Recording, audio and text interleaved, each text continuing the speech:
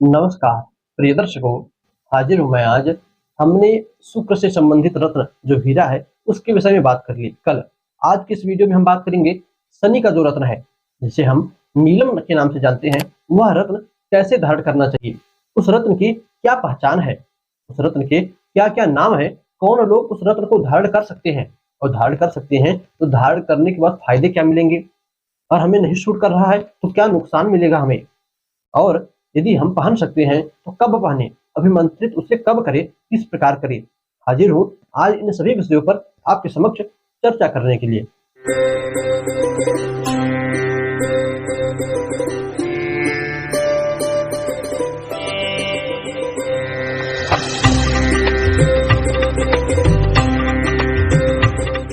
देखिए, सर्वप्रथम हम जान लें नीलम के और भी क्या नाम है। तो जो नीलम होता है उसे हम संस्कृत भाषा में नीलमणि के नाम से जानते हैं।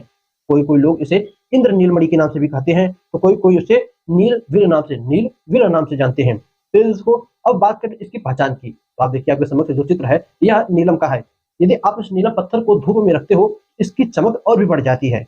इस नीलम पत्थर को यदि आप पानी में डाल दीजिए, जल में आप इसे डालकर डुबो दीजिए, शीशा का कोई कंटेनर हो, जार हो, उसमें इस पत्थर को डाल दीजिए, तो इसमें से नीली नीली तरंगे उठेगी, जो कि देखने में पूरी तरह से यह बतलाती है यह नीलम पत्थर ही है, यह नीलम पत्थर। यदि आप इस नीलम को दूध में डाल देते हो तो ये पूरा दूध नीले कलर का हो जाता है। जब तक आप इस रत्न को ना निकालो, कुछ देर में वह दूध पूरी तरह से नीला हो जाता है, और निकालते ही रत्न को फिर कुछ देर बाद वह सफेद हो जाएगा। प्रिय दर्शकों, यह थी नीलम की कुछ पहचान। अब बात कर ले कि इस नीलम रत्न को पहन कौन सकता है, कौन कौन लोग धारण कर सकते हैं। तो देखिए, जिनकी कुंडली में शनि देव की कोई अरिष्ट दशा चल रही हो। अरिष्ट दशा मतलब क्या शनि देव पापक ग्रह हो तब हम पहने? बिल्कुल ना, बिल्कुल ना। शनि देव यदि कुंडली में नीच के हो, पापक ग्रहों के साथ बैठे हो, छठे आठवें भाव के स्वामी हो, तब आपको भूल से भी नीलम रत्न नहीं पहनना है।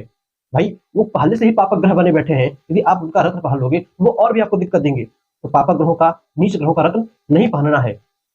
कब पहने? तो देखिए, जब शनि से द्वारा कुंडली में पंच महापुरुषों से एक योग सस नामक महापुरुष योग बनी, तब आप इस रत्न को धारण कीजिए। शनि देव का अंश बल कम हो तब वह अंश बल को बढ़ाने में मदद करेगा, शनि की पावर बढ़ाने की मदद करेगा, क्षमता बढ़ाने में मदद करेगा, और आपको उस राजयोग का फल दिलाएगा। इसी प्रकार यदि आप मिथुन लग्न के हो, कन्या लग्न के हो, मकर लग्न के हो, कुंभ लग्न के हो, तब आप इन रत्नों को पहन सकते हो। इसी प्रकार यदि आप मेष लग्न के हो, तुला लग्न के हो, वृष लग्न के हो, तो अपनी कुंडली दिखलवा कर, यदि बहुत जरूरत हो तभी रत्न को धारण करें, अन्यथा ना करें।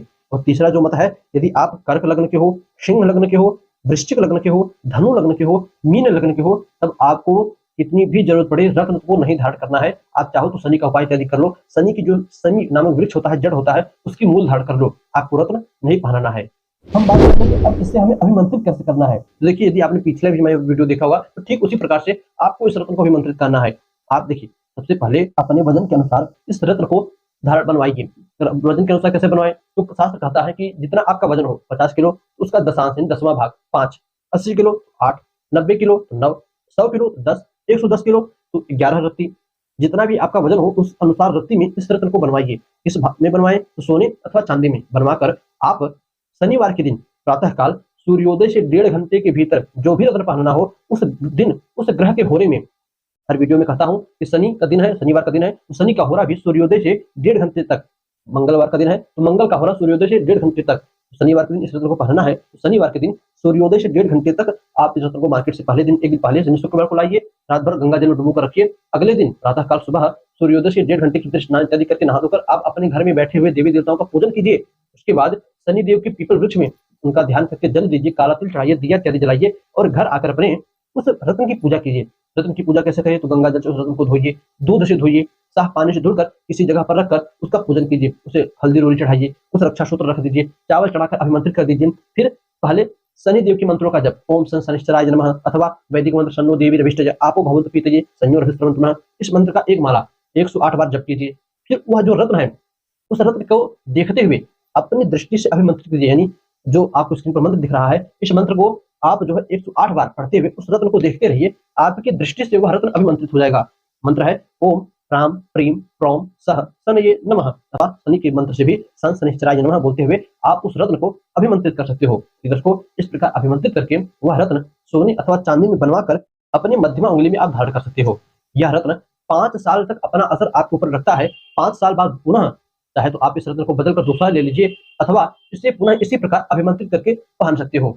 तब इसका जो है असर आपके ऊपर बना रहेगा। आप इस रत्न को पहनते हो तब आपको इसके साथ-साथ माणिक्य, मूंगा, पुखराज इन रत्नों को नहीं पहनना है अथवा आपको भैया जैसे आप आम भाषा में समझाएँ तो 2 तारों को आपस में सटाकर छू दीजिए तो शॉर्ट सर्किट हो जाता है, आपको करंट लगता है। इसी प्रकार आप 2 रत्न एक साथ जो विपरीत हो उन रत्नों को धारण करते हो तो आपकी बॉडी में भी शॉर्ट सर्किट होता है और आपको झटका लगता है। तो भूल से भी नीलम के साथ माणिक्य, मूंगा और पुखराज मत पहनिए। अब बात कर ले फायदे की। भैया हम रत्न मान लीजिए पहनते हैं तो हमें फायदा क्या होगा? और फायदा हो रहा है तो हमें पता कैसे चलेगा कि यह रत्न हमें सूट कर रहा है? तो देखिए जब भी आपको नीलम रत्न फायदा पहुँचाता है तब आपको आपके अंदर ईमानदारी का भाव आता है कि ना भैया गलत नहीं करना चाहिए।